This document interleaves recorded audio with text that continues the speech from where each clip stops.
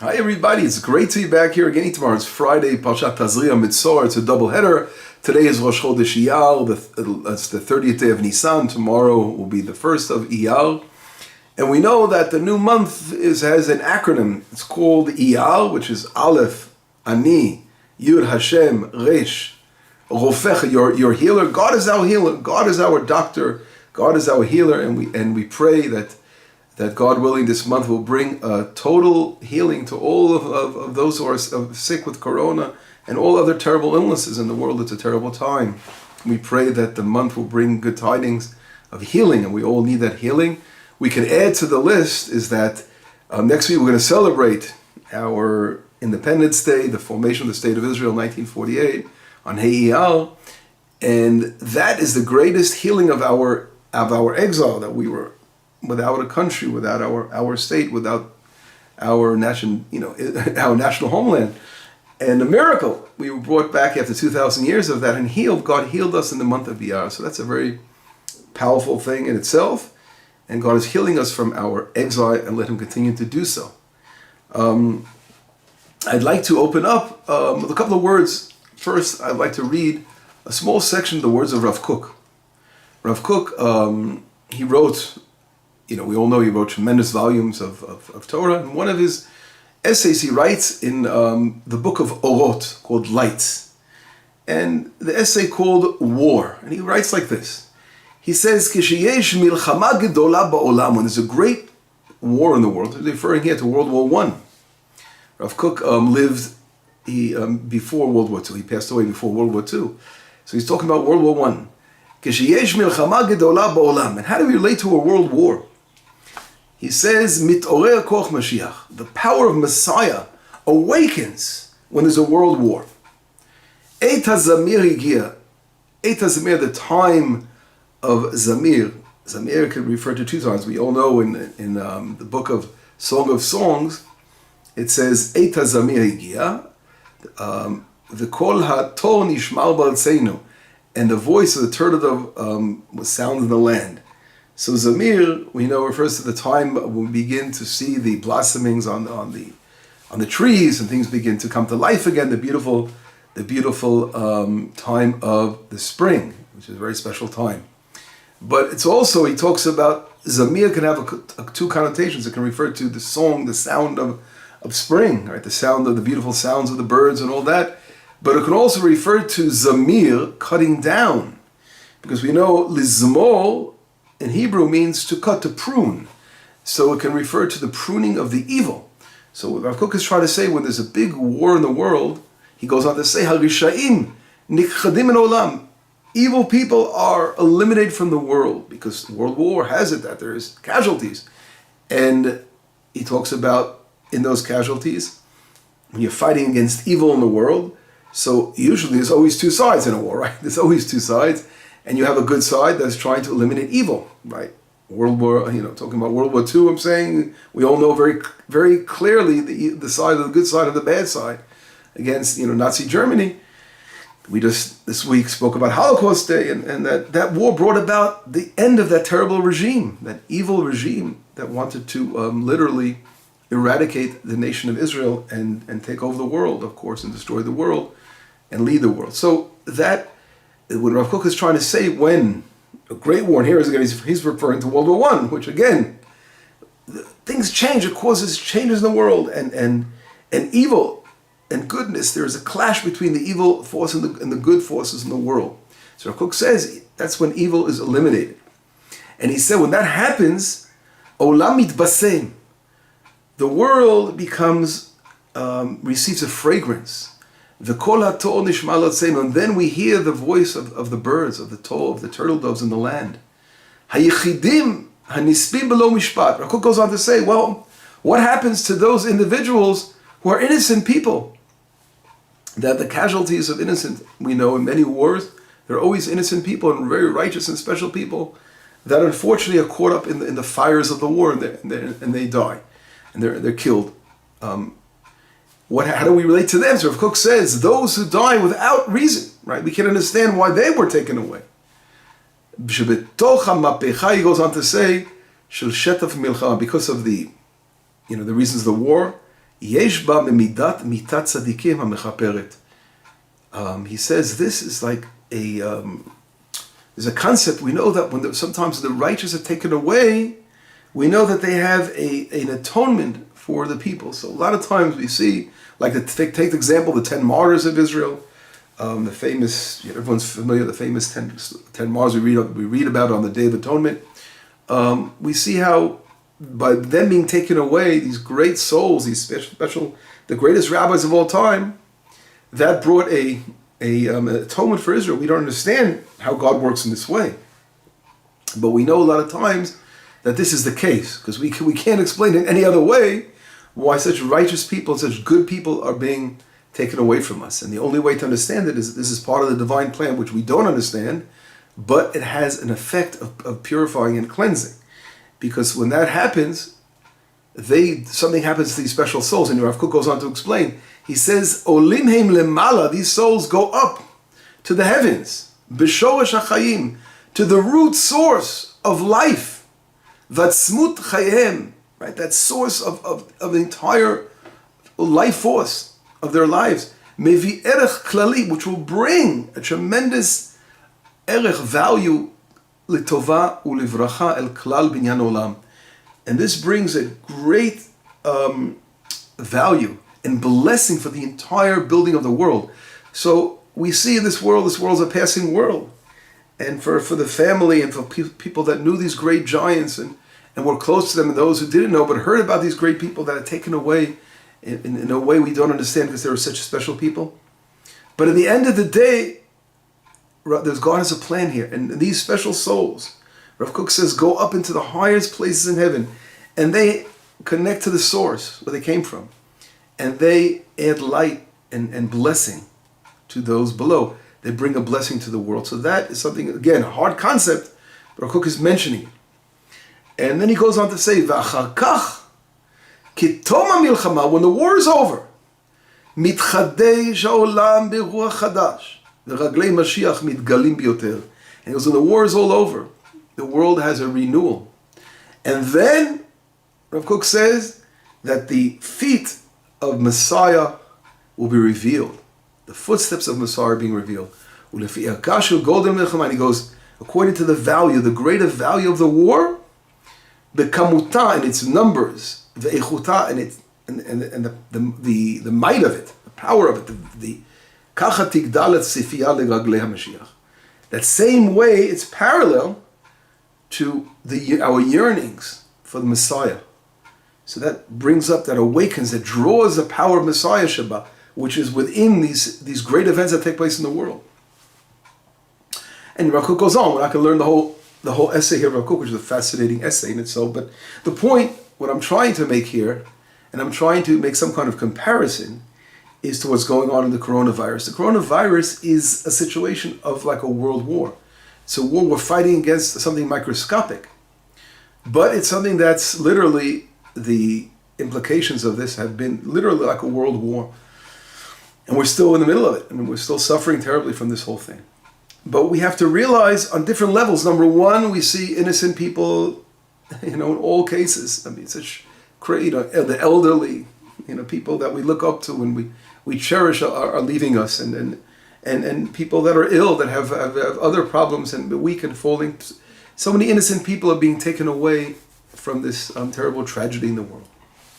And it's something like, it's not a war when you're fighting against an evil side and there's a good side. Here it's fighting everybody. It's attacking, not distinguishing between righteous and non-righteous. It's totally unleashed into every area, every country, every place. So there's something here that is so great beyond our imagination. I'm just taking Rav Kook's words here and going further with this, is that this, obviously, since we're talking about such innocent people that are being taken away just because they're weak or they're elderly, mainly. It's all happening to younger. That is having some kind of a supernova effect here on the universe. It's going to have a tremendous change on what's going on in the world. And new things are about to happen. So we're definitely, if we take what Rav Kook wrote about, in mentioning the feet of Messiah, we are definitely talking about that. And we're going to be seeing great events that are going to come after this. It's going to lead to something, just like every super event that takes place in the world always leads. We know that after that happens, there's a new change. Every war, if you look at every world war, after the world war, something new began, a new beginning. In Israel, of course, was hitting the fact that the state of Israel was beginning to get into motion after World War I. It began already. He's talking World War I. And World War II, the second stage of that, led right to the formation of the state of Israel. But anyway, that will be we have to talk about what's next week. But I want to now connect this concept to the portion and see how this all fits in. Again, we can't cover all the ground, but at least touch upon some things. Shed some light here. Now, if we look in this week's portion, and I want to go to Leviticus 13. Everyone open up your Bibles and go to those verses. And first of all, we see in our portion a couple of things. Number one, we see how there's a combination of different topics. Number one, we talk about a woman giving birth and the different days that she's considered unclean for a boy or a girl. We talk about circumcision, and then it combines afterwards the whole topic, which is in great detail, of the leper. And then the end, it's a double portion. So the end of the second portion talks about the cleansing process of the leper. And then it goes into what's it called? The more laws regarding those who are unclean, the woman and the man, emissions and menstrual. When a woman sees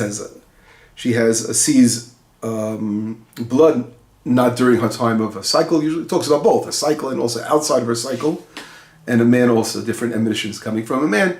So that whole topic is all connected. We see there's a connection of men and women here, the children being born, right? And then we have the topic of the leper. It's all brought together.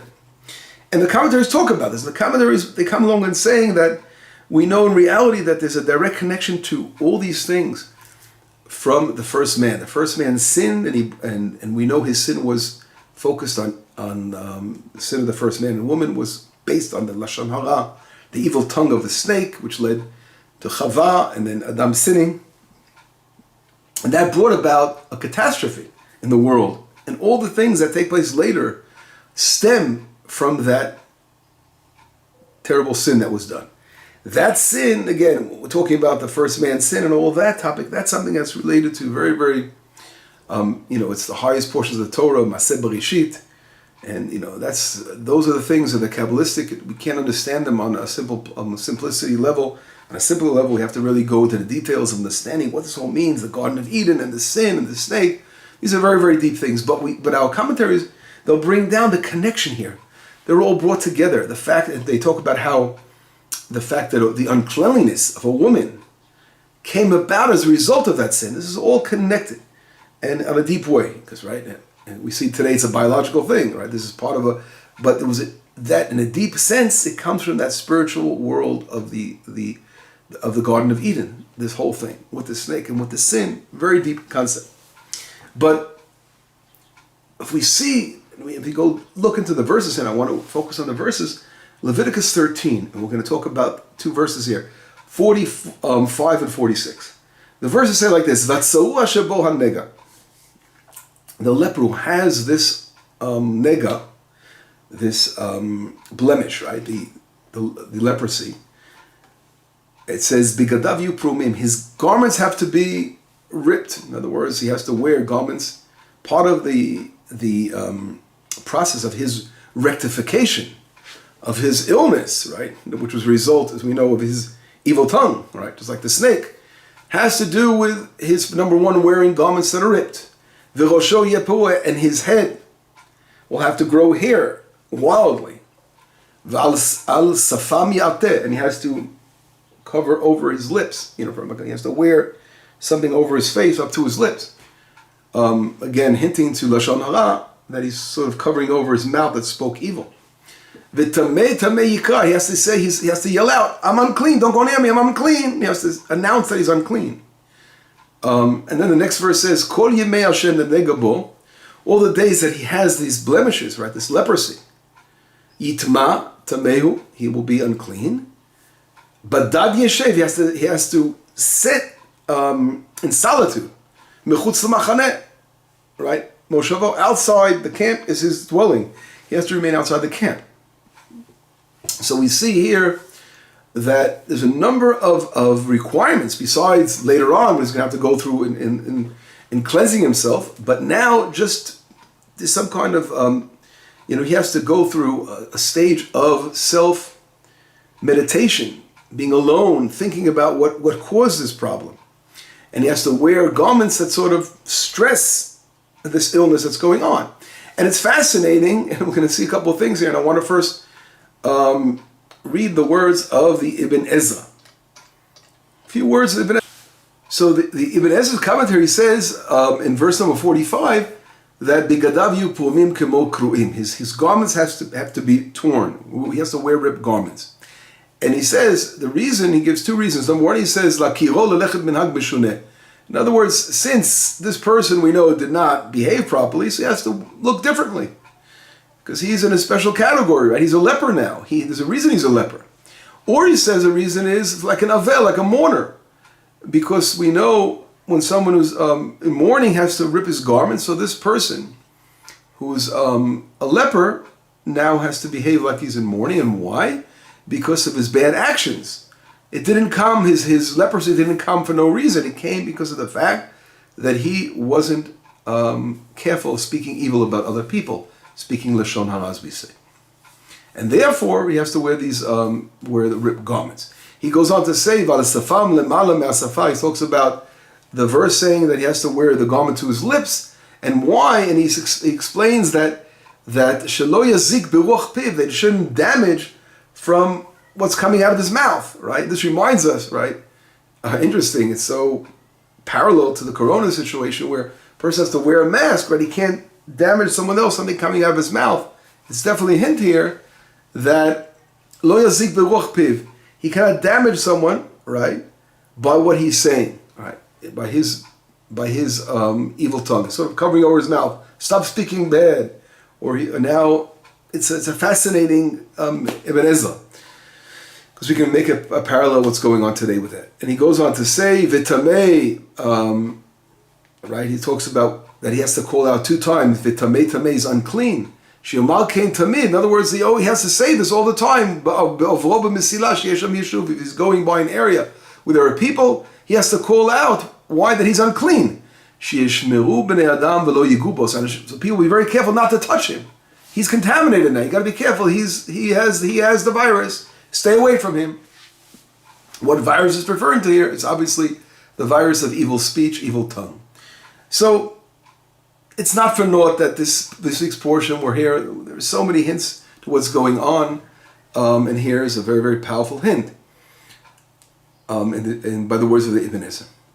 Now I want to go further. We spoke about, again in the beginning, I mentioned quickly about Rav Kook, and we spoke about the sin of the first man. And the evil tongue was the source of all the sins in the world. If we follow along and we see the terrible sin of for example, the spies, right? When the spies spoke evil about the land of Israel, that terrible Lashon Hara about the land that brought about a tremendous delay of our redemption. Or Joseph speaking evil about his brothers, ended up also the whole story of being sold down to Egypt. We see how that the speaking of evil is a constant cause of our exile, and causing exile would be the cause of destruction of our temples. As we all know, the first and second temple, right? The first temple was destroyed by 3 reasons: gilu arayot, shvichut damim, avodah zarah, by sexual crimes, idol worship, and murder. And the second temple destroyed by sinat chinam, baseless hatred, which of course is very clear. It's all based on Lashon Hara. But in reality, the first one as well is all connected. The famous Chafetz Chaim, Rabbi Yisrael Meir from Radin in the 1800s, and he passed away in the early 1900s, 1934 or 33 around, before the Holocaust. And he wrote a book on the laws of Lashon Hara, which he talks all about the importance of speaking, holy language and not God forbid fall in. Maybe we have time to look over some of the things he writes in the introduction over here. But he clearly describes how the sin of speaking evil led to our destruction in all cases. He brings down sources from the Zohar and from all over, explaining, from all over the Torah, how evil speech is the cause of so many terrible tragedies and the big tragedies of Israel, of us being literally exiled from our land. And I want to connect with this to bring down a fascinating midrash I found. In the midrash in Eicha Rabbah. Eicha is the book of Lamentations. And the midrash brings a verse from this week's portion. It says, Vatsarua asher bo hanega begadav yuprumim rosho yeparua. Same verse. A leper has to have his garments torn and his hair has to be unruly, that whole verse. And he brings down like this. He says, Vatsarua asher bo hanega. And he translates this. Rabbi Alexandrai, he makes a drasha on this midrash, explaining it, referring to the temple. And he says, Vatsarua is the Beit HaMikdash. What is the tzarua? That is a hint to the temple. Why? Asher bo hanega. Because what happened was, what caused, everything is about why our temple was destroyed. And he's saying it's a parallel situation. And this is exactly what I mentioned a second ago, right? We saw Me'eradin, right? The Chavetz Chaim was talking about when he mentioned the cause of all of our exiles was Lashon Hara. And he explains it right here. Vatzarua is the Beit HaMikdash, right? So the Beit HaMikdash, why was it destroyed basically? So he's saying, first of all, Asher bo hanega. It had a blemish. There was a blemish in our temple. What was the blemish in our temple? Hanega. He's saying, Zo avodat kochavim. That was idol worship. So the idol worship so this brings us to the reasons, of course, of the first temple destruction, right? And so they're all connected. So the idol worship that took place in the first temple was the blemish which led to our destruction. And he goes on to say, Shneimar, vayichalelu et mikdashi vayitamur, right? They desecrated my temple and they made it unclean. So the uncleanliness, the word tum'ah, which is mentioned in regards to the leper here, regards to the temple, and that was the reason for our being exiled from the land and our temple being destroyed. Bigadav yupumim. What does it mean that the garments were ripped? Elu bigdei kuna. Those are the garments of the priesthood. The kohanim, the high priest wearing 8 garments, the regular priest wearing 4 garments. So we see how instead of those garments being adorned in the temple, now they were thrown out, right? They were no longer, those garments were now destroyed and ripped. V'rosho yeparua, his head will be left unruly. What does that mean? Shneimar, he brings down a verse here from Isaiah. Isaiah brings down a verse, Vayigal et masach Yehuda. Now why he says his hair will be like revealed, just let out, totally uncouth and to go wild. And he brings down a verse from Isaiah 22, verse 8. It says, Vayigal et masach Yehuda. Here it talks about the enemies that came and destroyed our temple, right? That Vayigal et masach Yehuda, that they uncovered the covering of Yehuda, of Judah, which is a temple. So we're talking about them revealing, uncovering is a hint to the hair being uncovered and being revealed. The same thing here.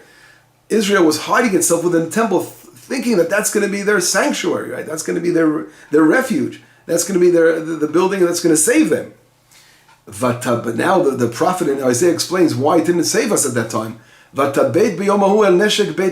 They looked back into King Solomon, that he put the weapons in the house of Lebanon, right? And that building is called Beit Lebanon. And he placed the weapons there, and they were looking to the weapons. That's going to save them, and not realizing that their connection to Hashem, that's the real thing. Of course, we have to use our weapons. We have to use the vessels that God gives us in the natural world. We have to realize where our source of salvation comes from, in the creator of the universe. And if we don't do that, the weapons are not going to do anything for us. And that's the point here, that they were looking only to the weapons and not to God. Gali de Kassia, right? It was what was hidden was revealed. There was that whole, again, they thought that was going to protect them, that was revealed. And he goes on to say, Kevan shegalu Yisrael lebeinu umot, lo haya echad mehem yichol lotzi davar mepiv. We said that the they had to cover over their mouths.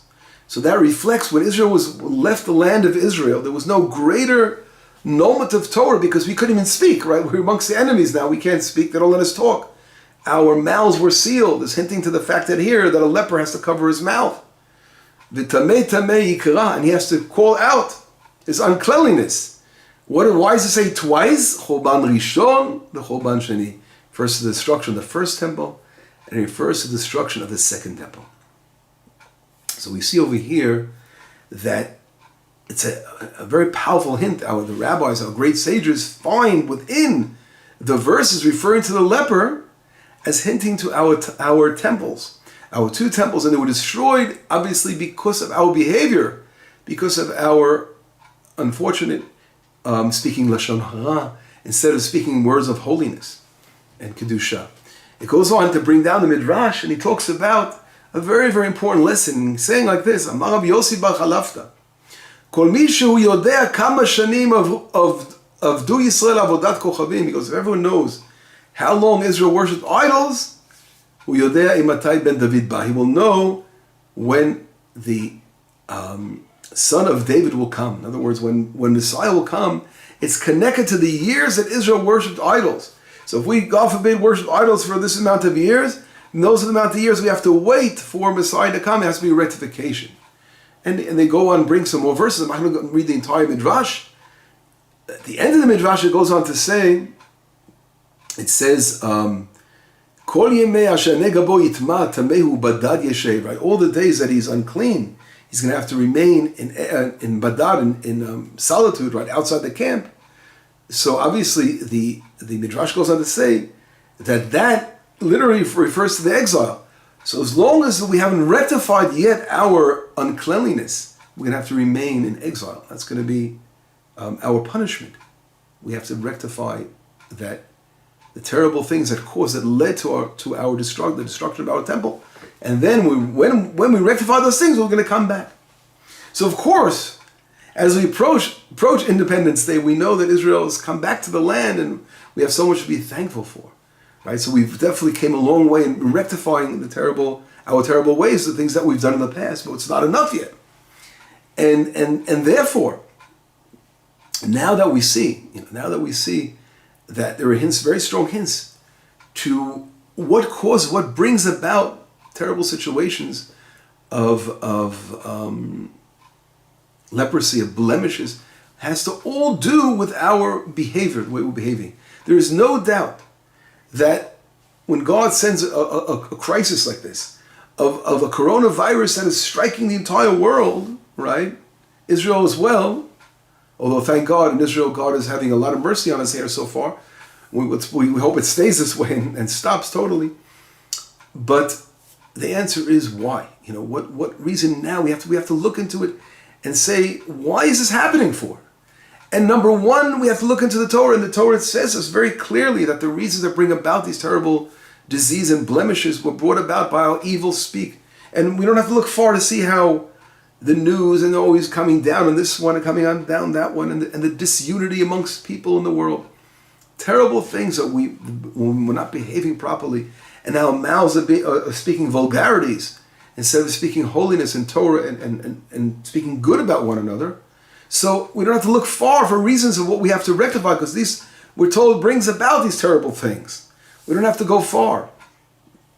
If we look, there's also an amazing midrash. I'd like to read another midrash that says, it's so clear, these midrashim, how it's connected, right, to what's going on. Rabbi Yochanan and Rabbi Yeshua ben Levi, right, the midrash brings it down, these great Amoraim. Omer asur lelech b'mizracho shel Mezorah. A person can't go to the east, saying can't go next to Mezorah, Arba amot, 4 cubits. What are 4 cubits? 2 meters, right? Exactly what the law here is in Israel. We have to stay away 2 meters from somebody that has corona. So they said, what is the distance you got to stay away from corona? From a leper is 2 meters. Same exact thing. Rabbi Shimon omer afilo me'ama. Rabbi Shimon goes on to say even more. 50 meters away. Stay away from 150 feet. Keep far away. Velo plige. And there's no argument. You say, Manda ma'al ba'amot. Well, the person who says 4 cubits, which are 2 meters. Bishash ein ruach yotzei, that's when there's no wind that's out there, a wind coming out that could blow it far away. Uman de amal me'ama, and that is the person who said that the Amorah who said you need to stay 100 cubits away. That's because there's a wind that could blow it over. Now, what is this wind? This wind is obviously hinting to things that are much more related to our time, because the leper, we're not talking about a disease that's transmitted, that's contagious in that way of a physical way. Leprosy is something that, as a result of Lashon Hara, evil tongue. But so the rabbi's talking about something that seems to be something that's contagious, right? So talking about hinting to the future, we're going to have to keep our distances from others, those who are ill. Very interesting. It goes on to say, Rabbi Meir would not even eat food. He didn't want to eat an egg from someone who was a Mezorah, a leper. He would stay away from his food, so that was contaminated. They wouldn't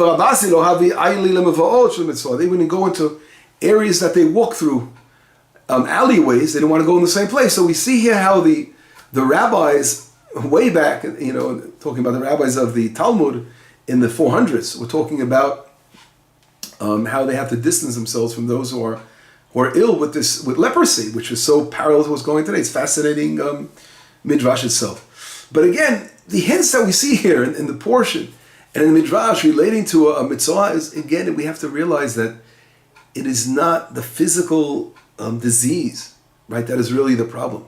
That now are the symptoms of the problem. That is now we have to, of course, find cures. We have to find do we have to try to stop it, whatever method we have, right? But we can't look back and just look to the cures. It's like those in the temple were looking when the Babylonians came to destroy the temple. They were looking just to where the weapons were, and that's the wrong way. We can't look just at the weapons, at the remedies. Just find that this one's trying to come up with a cure. This one's trying to come up with a cure. Fine, do that. But we have to realize more than everything, and more than anything, that God obviously is doing this, is waking up the powers of Messiah in the world, and we have to realize what is causing this issue. What is the source, the true source of the problem? Why did God send us such a terrible plague to humanity?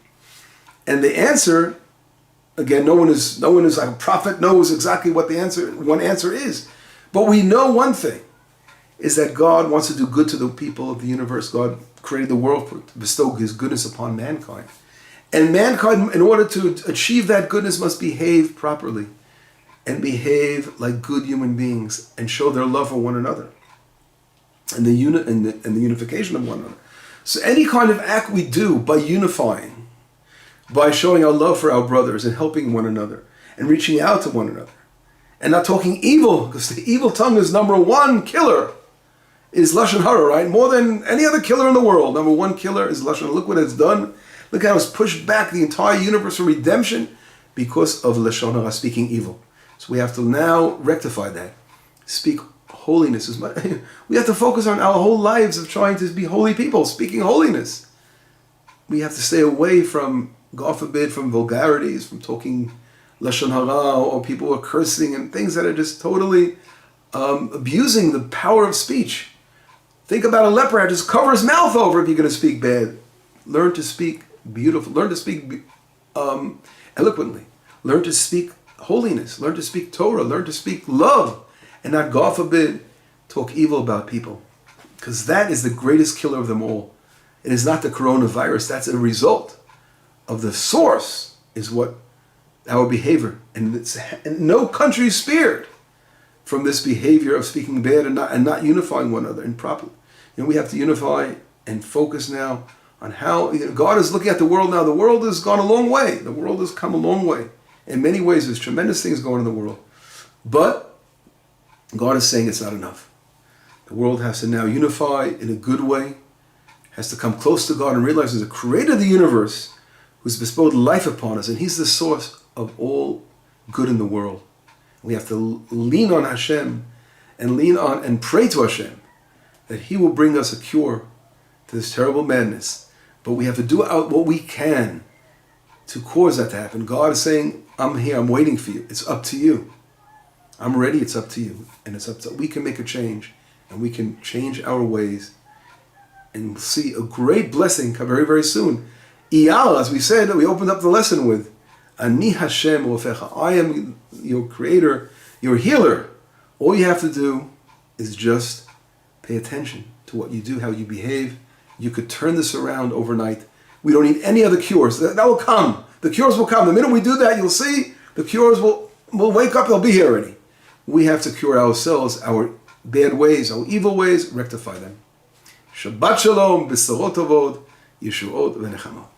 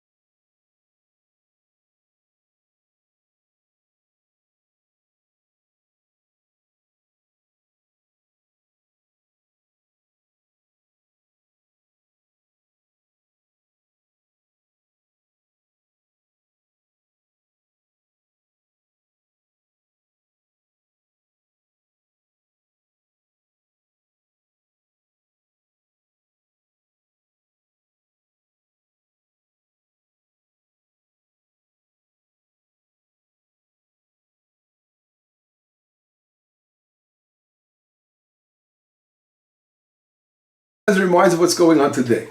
The Ibn Ezra says like this. Try to, 1 second here, I'll bring it down here, one moment. The words of the Ibn Ezra, one of the famous Rishonim on the Torah. And he writes, let me quickly get to that.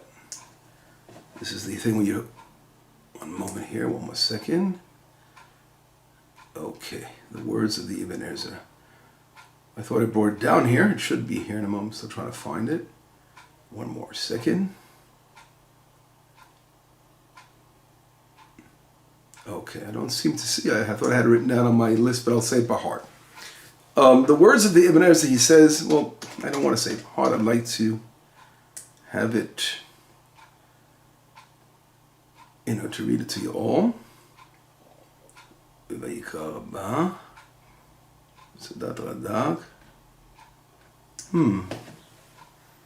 Words of the Ibn Ezra. Where'd you disappear on us here?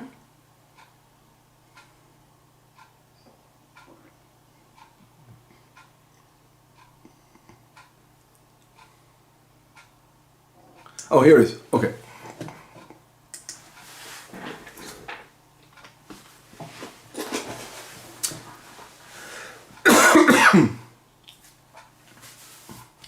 The Ibn Ezra, he says like this in verse number 13. Bigadav yu prumim kimo kruim. What does it mean? His garments will be ripped, basically, torn. He says, like torn, la kiro lelechet b'minhag b'shuneh. In other words, people have to pay attention to this person, that he's going, right, that he's not on the same page as anyone else. So he has to wear these garments that are different.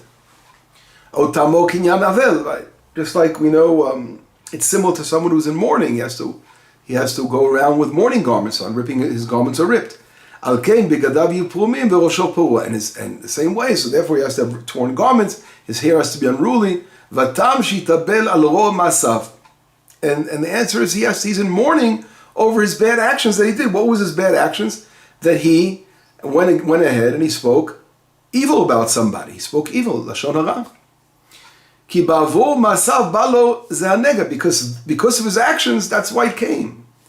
Val safam lemala me'asafa, right? And the same thing when he has to wear a covering up to his lips, because we know what was the point of the whole thing up to his lips, because that is where we're going to read on. He says over here, yateh b'begadav migazat oteh o v'atam. Here's the word v'atam shelo yazik beruach piv. Because it says that he shall not damage with what's it called, the ruach piv, with the spirit of his mouth. V'tamei pamayim sheyomar kein tamid ba'avoro b'mesila sheyesh sham yeshuv sheyishmeru b'nei adam v'lo yigu bo ve'ovro b'mesila sheyesh sham יישוב, שישמרו בני אדם ולא ייגעו בו.